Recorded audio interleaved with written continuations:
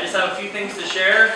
I will go ahead and let Mr. Brooks share the financial report first, and then I'll let you know the election results and allow the new president to speak. Ladies and gentlemen, I handed some of these out. There's still anyone who wants to have a copy. I have some more left. It says that we started the year of 2016 with $12,600, and we had that at least that much money all through 2015. And we ended up on the 14th with $12,600, and we've spent some money on materials for this conference that has not been recorded here yet. I wrote a check yesterday for $168 for printed materials, and I'm sure there'll be other issues of payment coming in. Our expenses and income are listed here. One thing I'd like to talk about just for a moment is that the membership dues paid is because we've got 94 clubs as 2016 members and 25 individuals as members for 2016. And that is a lot more than we've had for many years. Thank you all for supporting VBBA and being members and participating. Does anyone have any questions? No? One thing I'd like to point out to you, we had a system where people could pay by PayPal. We're going to continue that after this point, but we're going to not charge a premium, a surcharge, a service charge for paying your dues with PayPal. We'll have to go forward with that. And I will notify everyone who did pay in the past year with PayPal that they are entitled to a discount on their coming dues 2017. We'll give everybody a little bit of rebate who has paid with PayPal in the past, and will not charge a surcharge in the future for PayPal.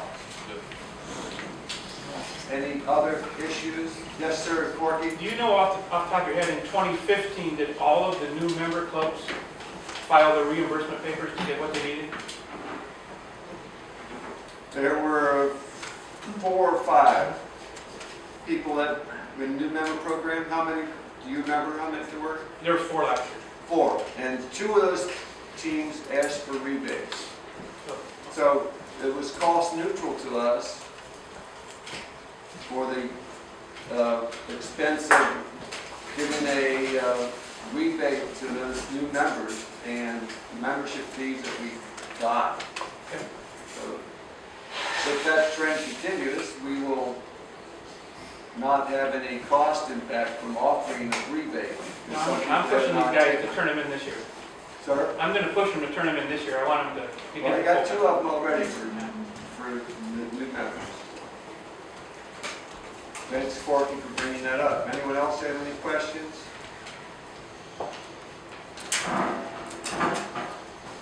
Well, I conclude my business. Thank you very much.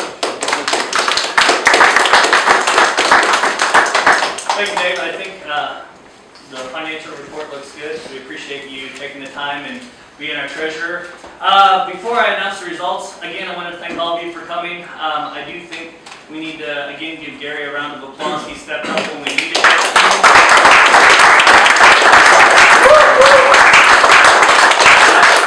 I believe it was a very successful conference. So, without further ado, yes. With everyone here, I just want to take a second for us to recognize, before he passes anything away, our current president. Good word. Yeah, good point. Thank you. For the next 2 minutes. Thank you for the time. Thank you for all that you spent in time, money, hours. Well, time and money are the same thing, but hours, resources, all that stuff. We certainly wouldn't have gotten a lot of stuff done without him at the helm. And I was wondering if we could all give him a round of applause.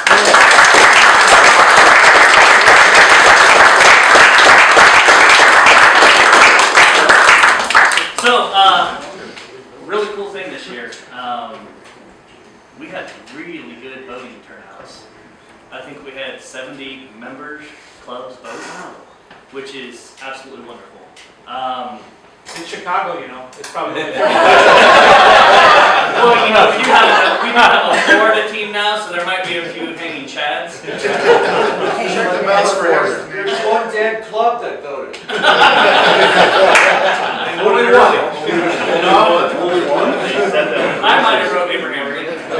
Did the Summit County Marinos vote? I must admit, there was one vote cast for Big Bird. That's my guy. There you go. So that I can give the president plenty of time to speak as they'd like, I'm going to go in reverse and give you the totals. Our third trustee position was won by Corky Gaskell.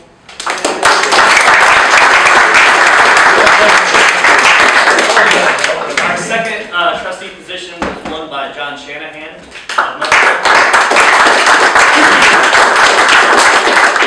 Our first trustee position was won by Helen Degatano.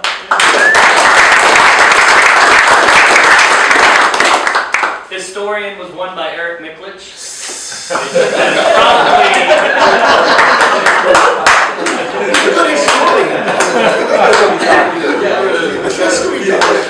Please note that in the minutes. 7 moves, 9 misses. Okay. Now you get a warm fight of you, Ernst. A lot of hissing going on. Secretary is still Doug Ernst. Treasurer, which I will tell you, Doug, I added some extra stuff to his plate. I asked him to start doing board summaries that you guys receive on your newsletters, and he graciously started doing that. You know, we talk about a lot of things on the board, and some of the stuff, you don't need all the information because sometimes we're just talking. I mean, nothing major. We give you the highlights and the main points, the things you need to know, and I mean, we don't hide anything from you. So Doug's done a good job of adding those board summaries, and I hope you've enjoyed reading those in your newsletters. Treasurer Dave Brooks.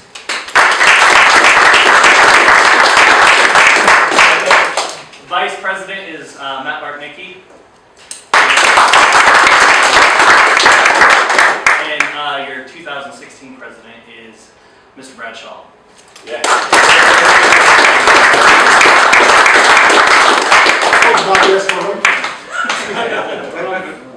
Mr. President. Congratulations.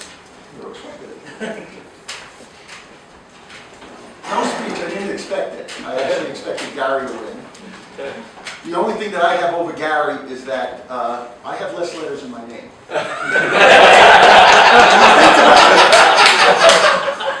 You know, when you think about it, you know, when they're writing press releases or something like that, or something's coming to you, you know, Shapacassi or Shapacassi? Shippacassi. You know, Shipacassi, you know, it's just a little warm, but hey, Mr. you're President, asking the question already?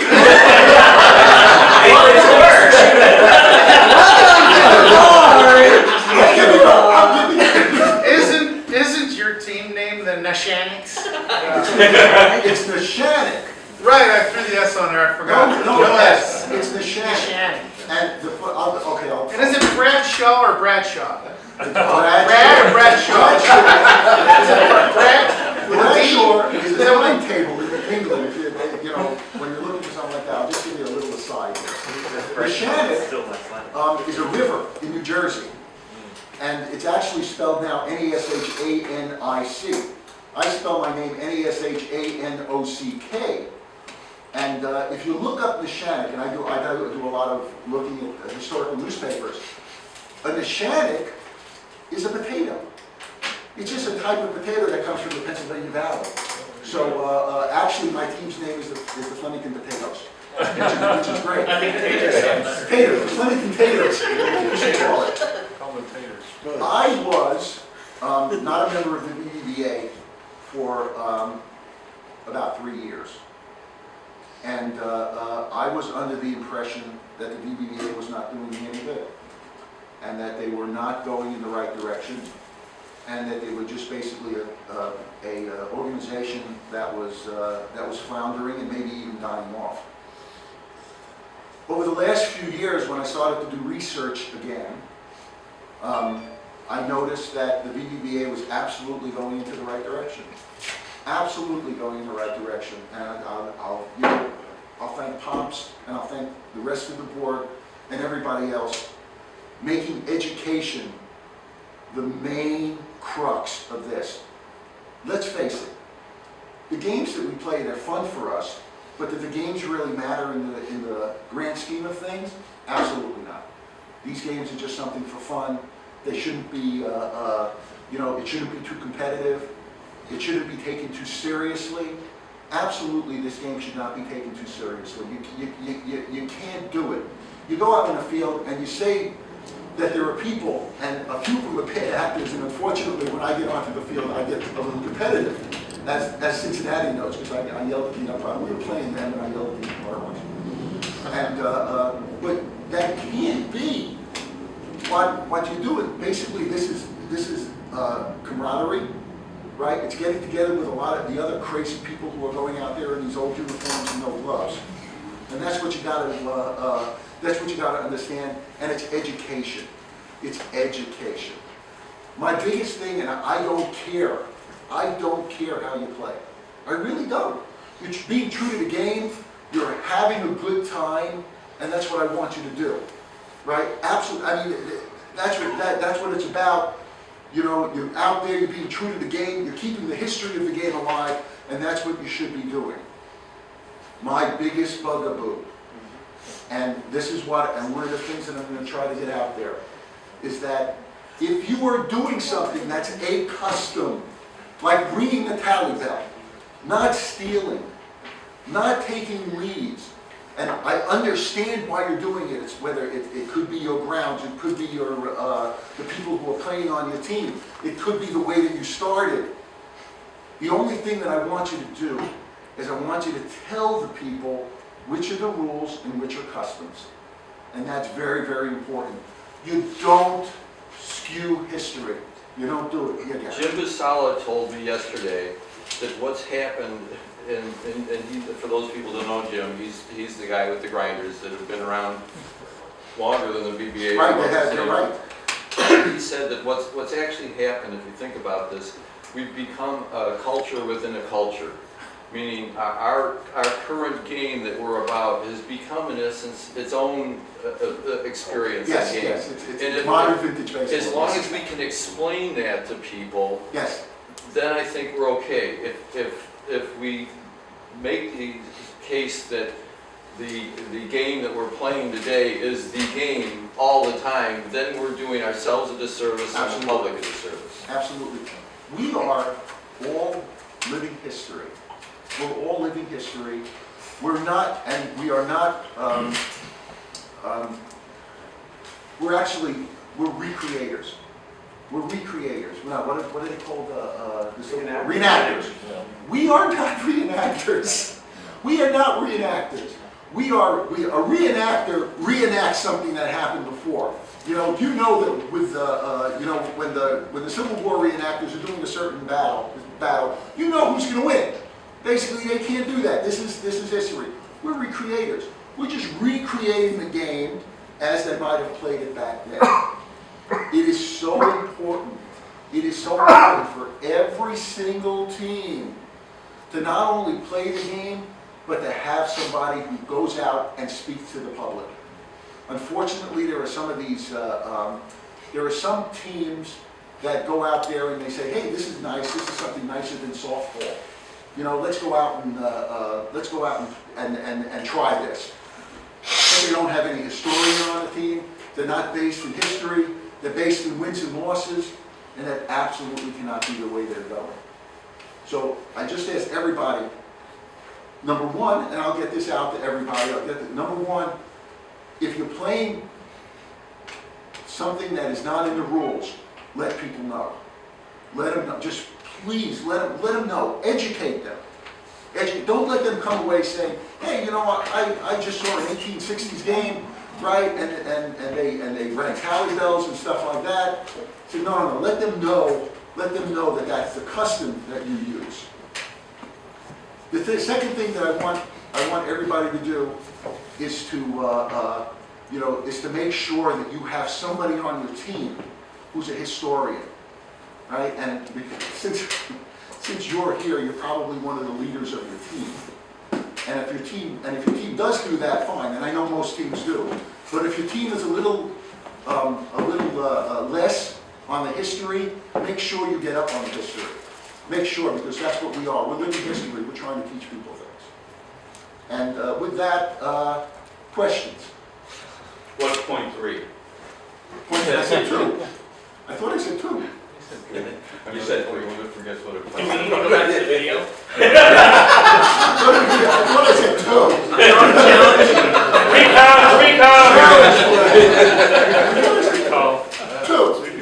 3. 2. I'll note it as 2. Okay, 2. Yeah. Questions?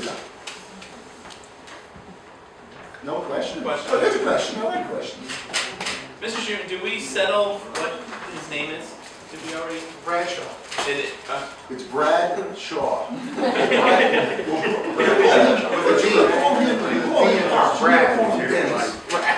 call me Brooklyn. My nickname is Brooklyn. But you're not from Brooklyn. Hey, I'm from Brooklyn. That's where I'm from. You got a problem with it?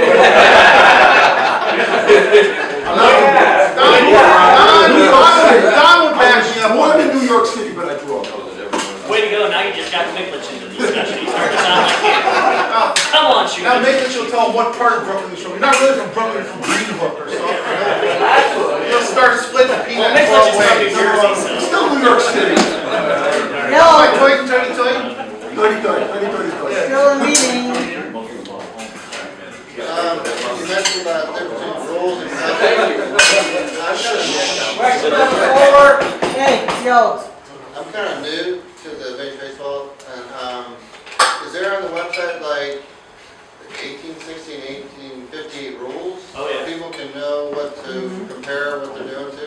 One of the reasons that I decided to come back into the VBBA, like I said, is because of the direction that they went in. I scoured the VBBA website. And the reason why I scoured is basically as a devil's advocate. I was looking for errors. And I couldn't find them. I looked at the 1864, sheet that that Bill and the others on the historical committee put together. And I went over to Bill after and I said, "This is beautiful, right?" Because you got to realize I've always been a rules zealot. Always been a rules. I'm one of those guys from the East, right? Who at one time basically scowled at people who didn't play according to the rules. Until I met all of you guys. You know, I don't mean today. I mean, you know, over the 16 years that I've been doing this stuff. And I realized why you were playing the way you were, and that your hearts were all in the right place.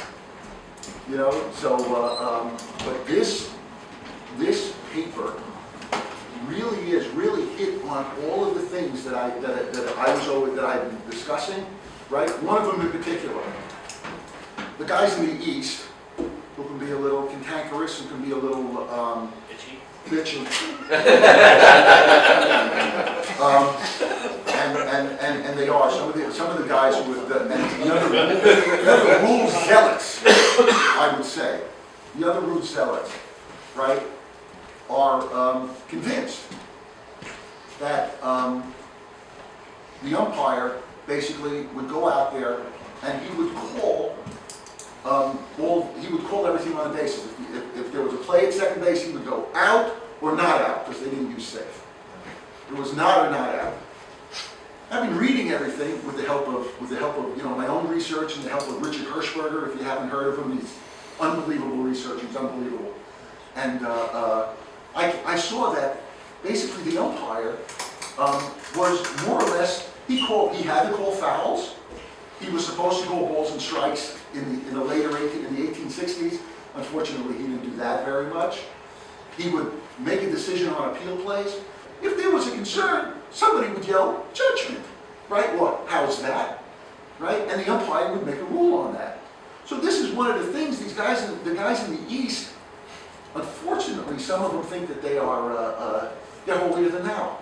They know more than everybody else, right? And this is, and I do it every chance that I get. I let them know, hey, you know, no, this is not the way it was. You know, I can prove it to you. And the funny thing is that when I tell them that, they say, oh, you don't have enough sites. It's just one thing in the newspaper, right? But when they have something, when they agree with something, if they see one thing, they say, hey, look what I just found. So yeah, so it's absolutely going in the right direction. You know, and I'm rambling too, but it's absolutely going in the right direction. Get your information from the VBBA website. Absolutely. Is there anything you'd like to see happen that hasn't happened? Yes, good question. I did some research, and I'm going to get together with Corky too, because I know he's done the same kind of research. There are as many teams, as many vintage teams out there who are members of the VBA, who aren't, probably more. That shouldn't be. Yeah. That shouldn't be. The VBBA, you know, to say that we're an exclusive group is kind of silly. You know, and maybe they don't want to spend the $50 or something like that, which is also ridiculous. It's $50. It's $50 a year, plus you get support from everybody else in the group. You get rules. Whenever something comes up that is new, you're going to get that too. Just like I said, everything that we have in there is a living document. You know, you change it. You know, if we find something like that.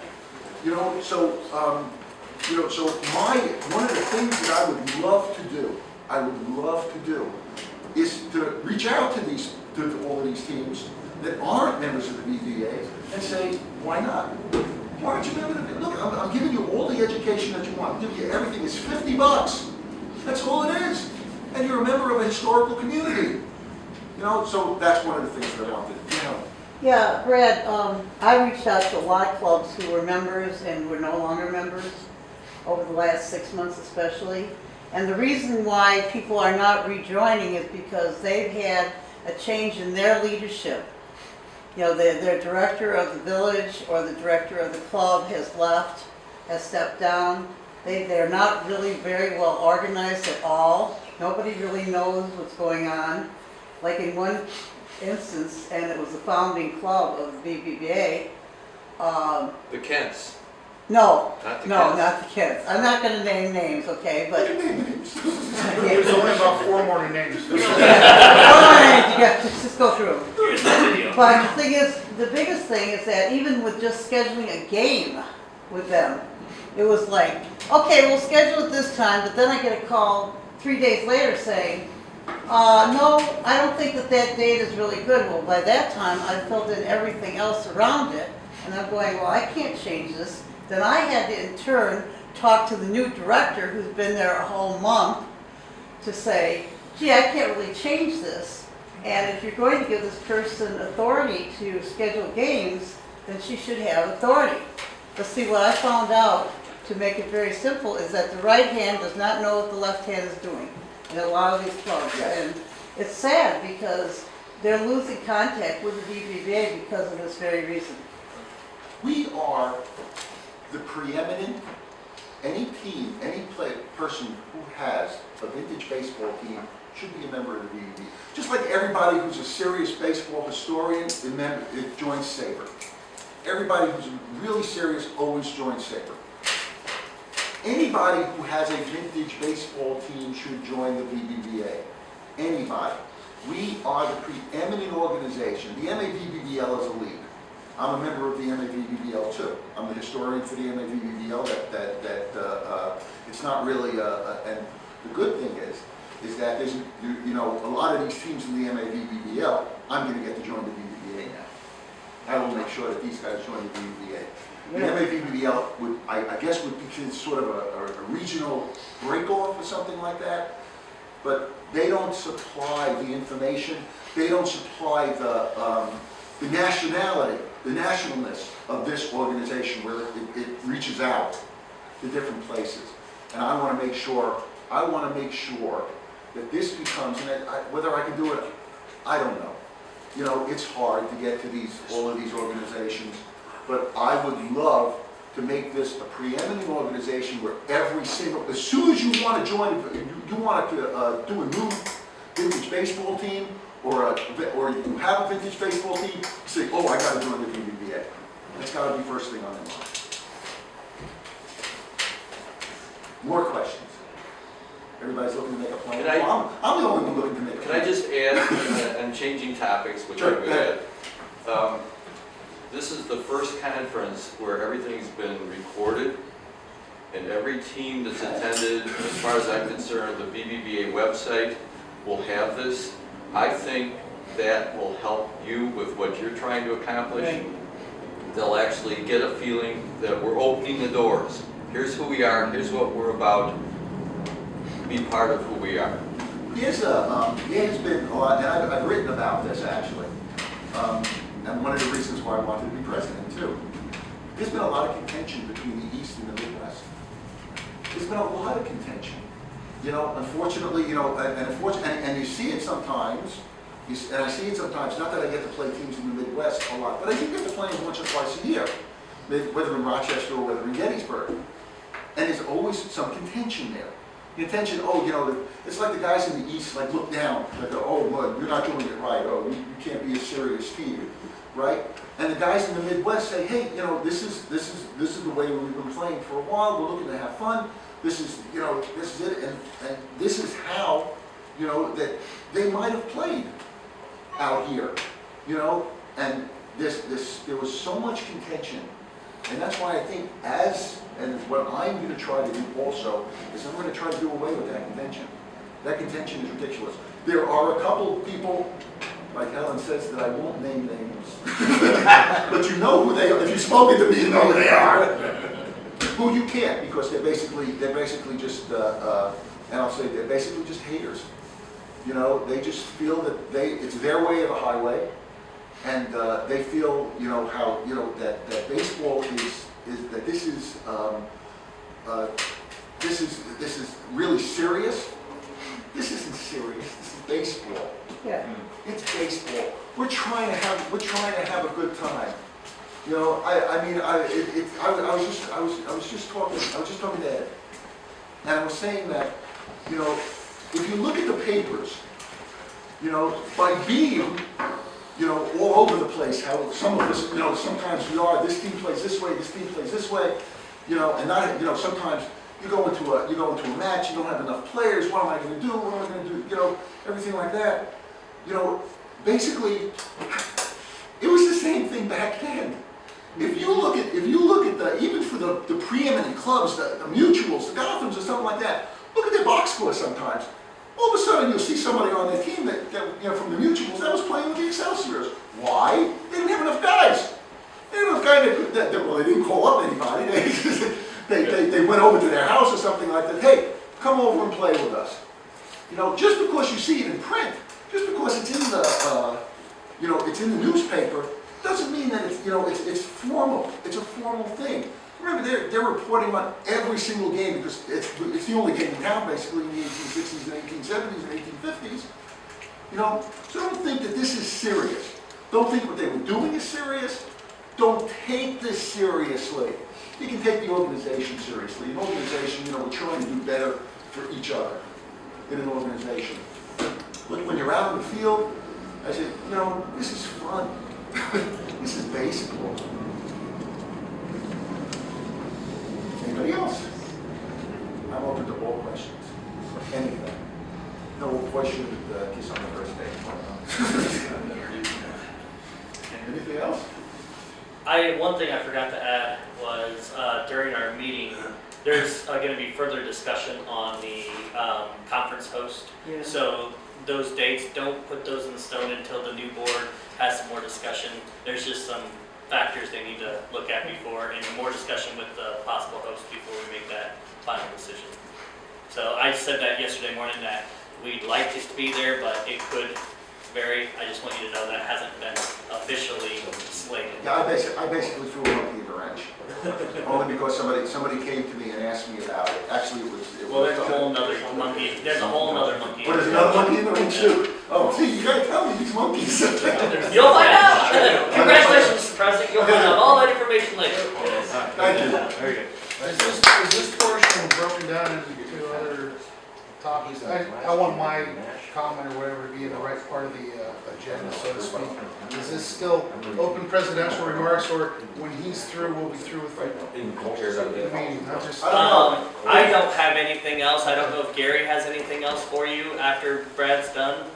But I think his remarks would be the closing remarks unless Gary has anything to close with. Well, then I wanted to say something, I guess, if this is the proper part of the meeting to do it, Uh-oh. part of the agenda. He's standing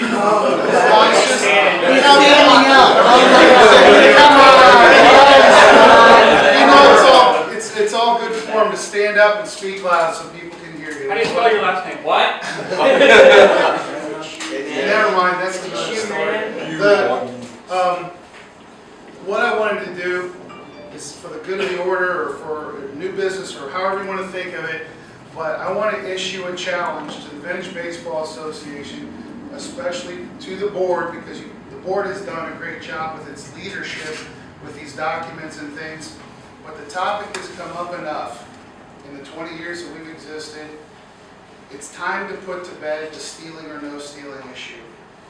There's enough new information out there that it's definitely part of the game. We need to drop these old ideas that it didn't exist. We need to come up with a way to explain it to the crowd. We need to come up with a way to put it into your game. Because honestly, I believe, even though I've seen games and participated in games where it was nothing but running around the bases like Little League, but once we do it, and we do it right, it's going to add something to the game.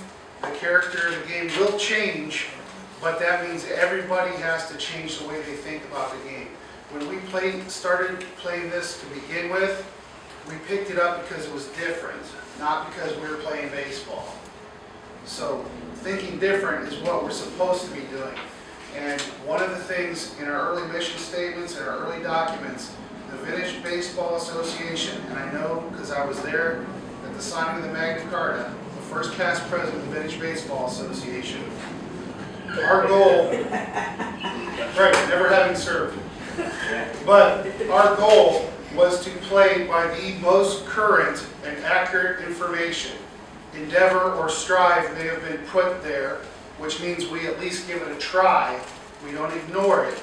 But our goal is to continue to advance our presentation as our education advances. So that's my challenge to the board and to you clubs, is to figure out how to get that into your game, whether it's just explaining it to the crowd properly or playing it on the field. But the idea that stealing didn't exist, that's one of the things we have to move forward on. There are other topics, but let's start with that one. Going along with that, yes, I am formulating as accurately as possible. I was talking to actually Ed before this, and I was telling him, that sometimes you go out there and you say, well, I'm in Minnesota, and word did not travel fast, and, we were playing a different game, and we weren't getting the rules from New York. No. In fact, there's a school of thought saying that the people in the Midwest were actually playing more with the rules than the people in the East. The people in the East have been playing this game of baseball more or less, and I'm not talking about rounders where you're throwing the ball, I'm talking about tagging and throwing to a base. Have been playing this sort of game since about the 1830s. And when the game became more formalized starting with the Knickerbockers with their 21 rules, and then moving forward, especially in 1857, when you read all this stuff with Doc Adams and stuff like that, and changing 90-foot bases, and doing everything like that. That as this, I lost my train of thought. As this moved forward,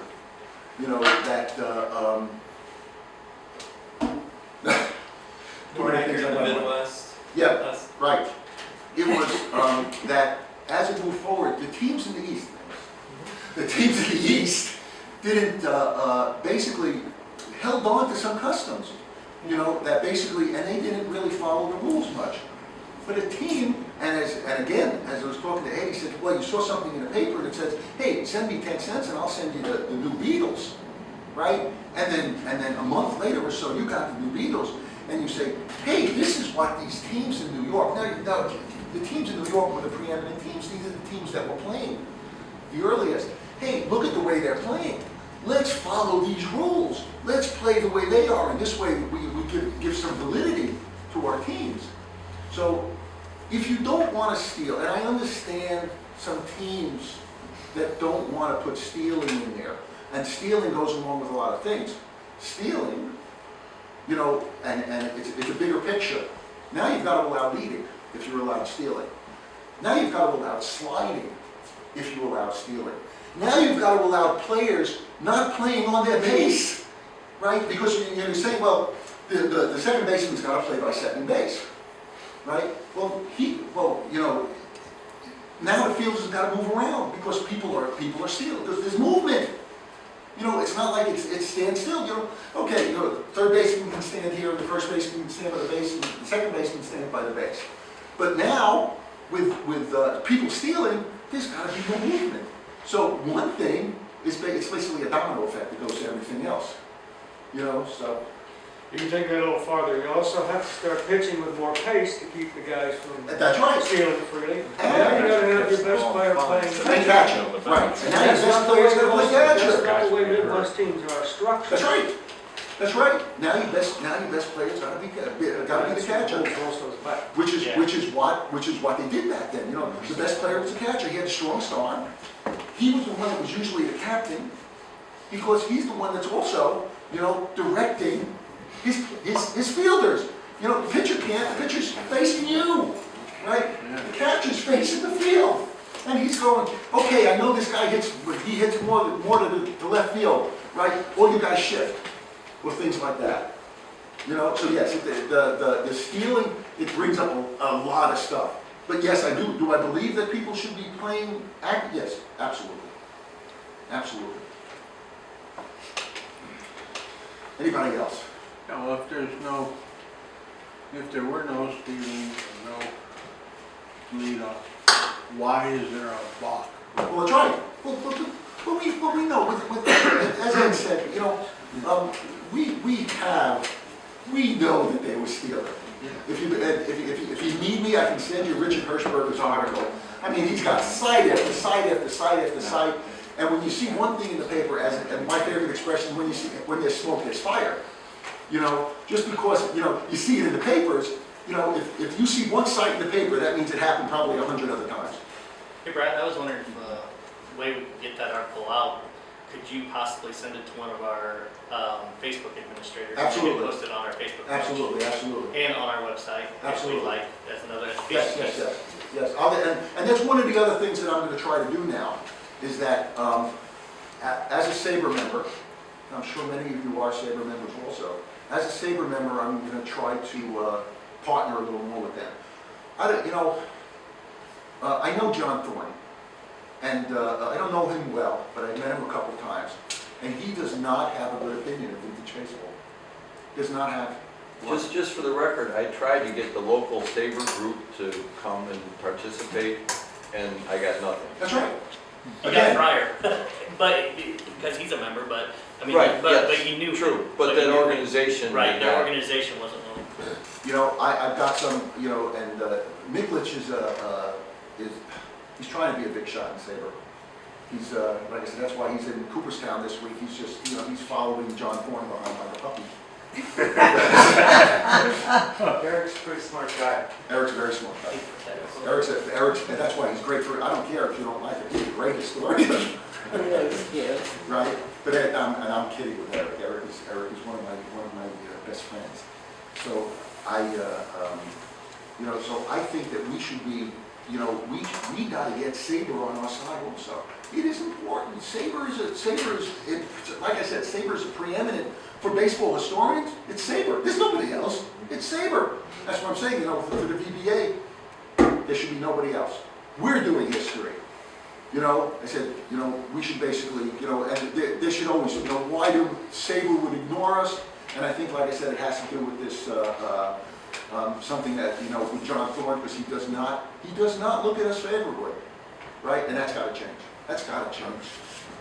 It's ridiculous. Anything else? Okay. Oh. There you go. After you're done with his issue, one of mine as a hurler is, and I just say, I don't know what the rule is exactly. As a hurler, I am frustrated when I'll throw 10 balls in the strike zone, but some of them might be they're not center cut to the hitter.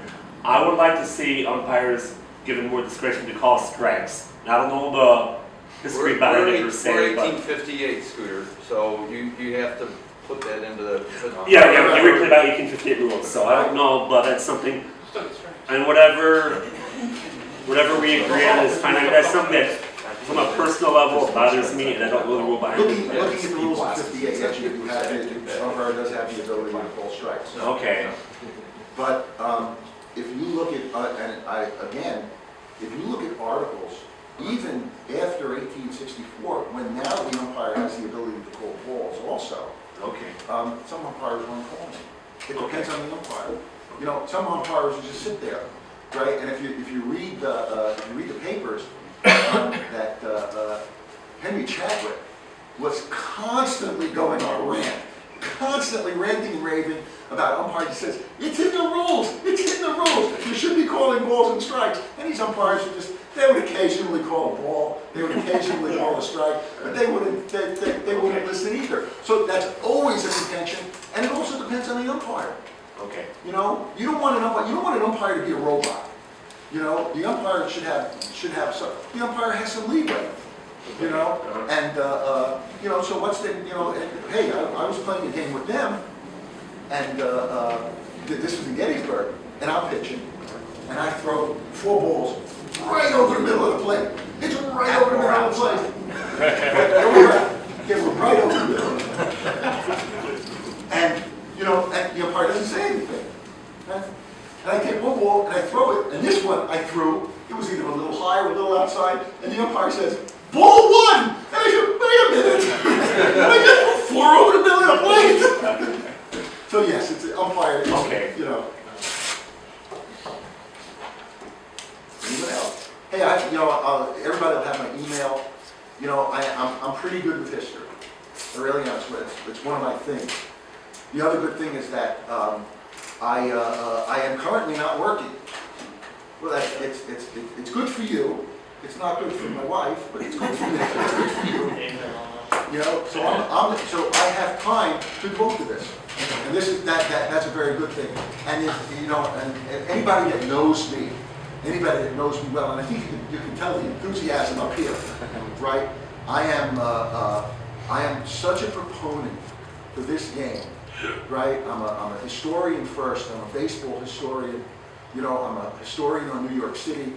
I was a revolution. I love the Revolutionary War. I always say my 2 favorite. I'm a Yankee fan too, so I don't know if they're anything against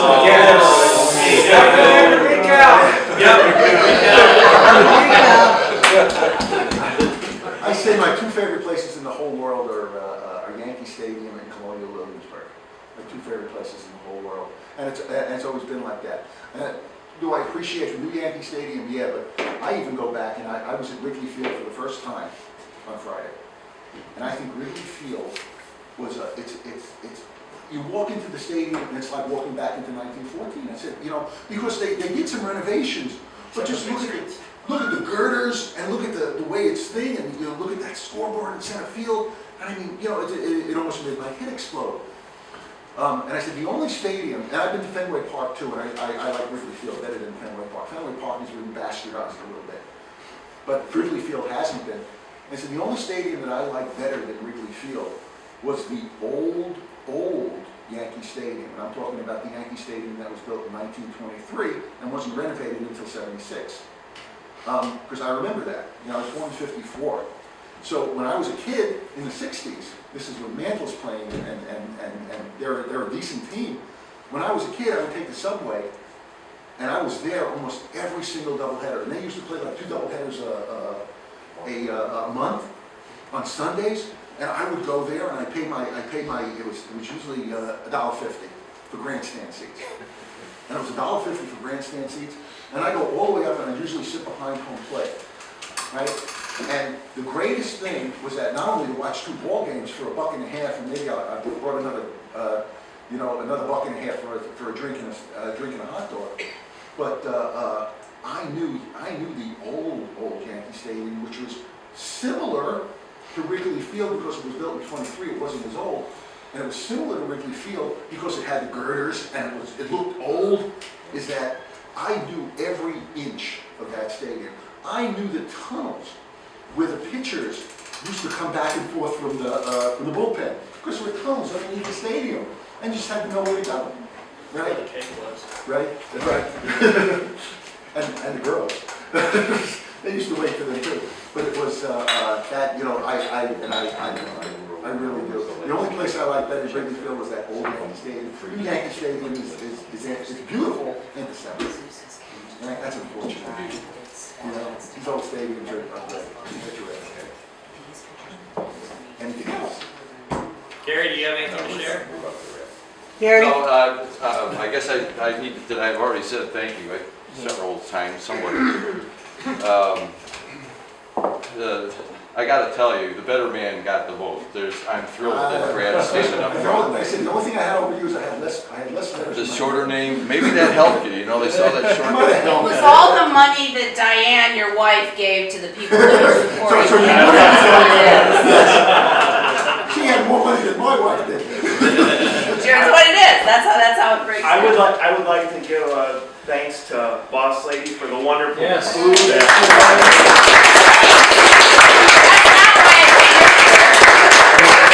got it anyway. I did, and thank you for those of you who came to my session. This was the first time I've given that talk, but I booked it for some other things, so I hope Twigsbury, So I hope it works really well. I want to say a huge thank you to Scooter, because we could not have done this without the man.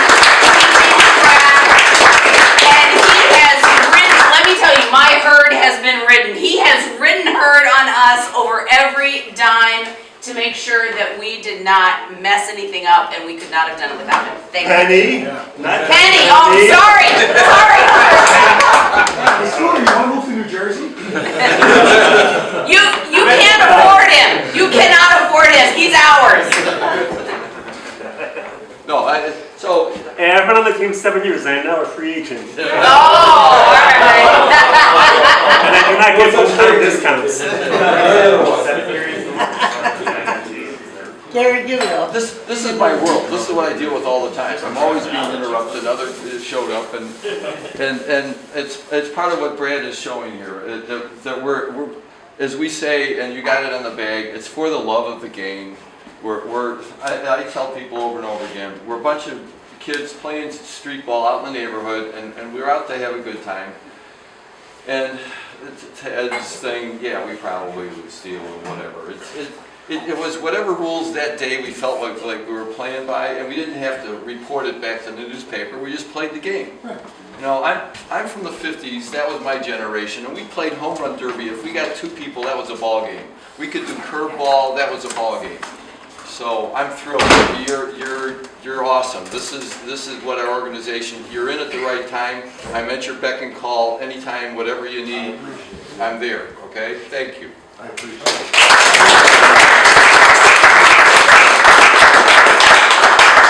If there are no more questions, then the 2016 VBBA conference is adjourned.